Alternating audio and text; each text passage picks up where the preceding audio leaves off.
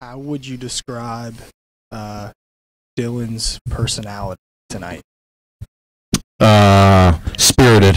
He's got great spirit. He's got great energy. I always say he's an ultimate competitor.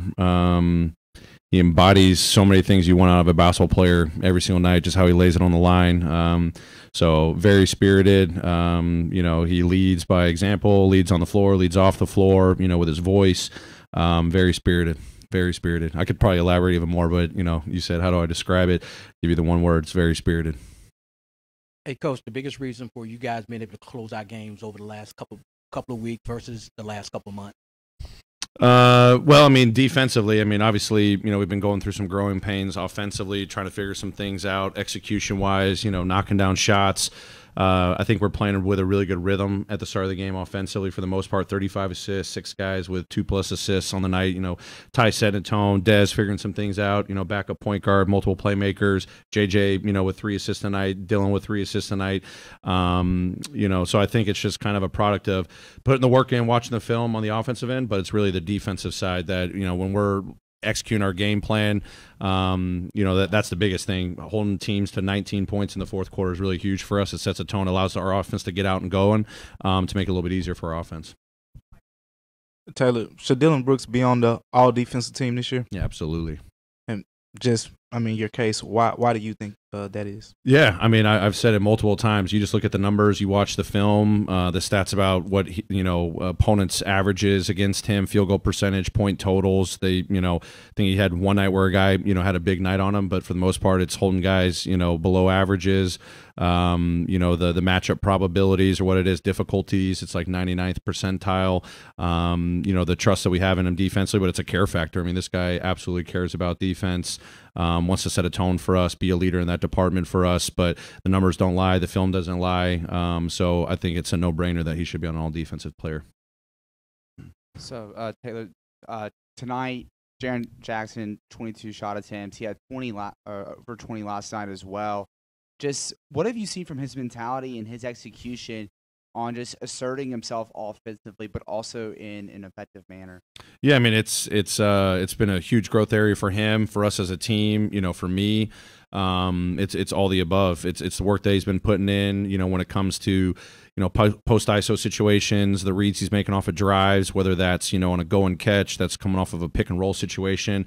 But I think that really what it comes down to is finding those times to assert himself when it's just within the flow of offense, and then when we make a call for you, he's finding a lot of success. He's finding angles. He's making simple, efficient moves to get to the rim, and then obviously tonight a great example of kickouts and dump offs, for 3 assists. So huge growth area for him. Just being efficient as you said, but it's just within the flow. The offense, and then when we make play calls from him, just allowing him to be the decision maker. But tonight was a great night for him. We know what he does defensively, but when he can give you that production inside out from the free throw line, some playmaking on top of that, that's huge for us. Is it more fun for you to coach in a game like this between two teams that bit of a history now and clearly like to battle against each other? It's always fun for sure. I think every time our guys step on the floor, no matter who we're playing, it's fun because I'm always excited what I'm going to learn from our team, what steps we've taken, what we're learning and growing from. Obviously, when you have history with teams, those are ones that you definitely, maybe get a little bit more excited for. But for me, it's just business as usual. We playing to our standards. We're going out there. Obviously, they were up 2-1 on us on the season series. Need this one tonight, after an emotional one last night in San Antonio. Just coming out and executing what we got to do every single night is my main focus. So proud of our guys. Yeah, there's some history here for sure, but our guys, as I said, they had the right mentality and the right discipline to go out and get a victory tonight. Hey, Coach, how close are you getting to where you were when you was on that 10-game, 11-game winning streak, when you was like everything's just flowing real smoothly? How close are you to right there right now? Yeah, that's hard to kind of compare because obviously we had a different roster at that point. But I think our guys' ability to be locked in on what our expectations are every single night. We didn't have that in the first half the other night, but then we turned a corner. In the second half, obviously against the Warriors, they're going to explode at some point and have big time quarters. They had that in the second, but we still won. And then obviously they scored 40, but then we clamped down and only give up 19 in the fourth. And it's going to be a wave of a roller coaster game against them. So for me, it's just finding a groove with this group. Understand what are our standards, what are our priorities, what can we control every single day defensively. Yeah, we're gonna have different game plans, but what are our fundamentals?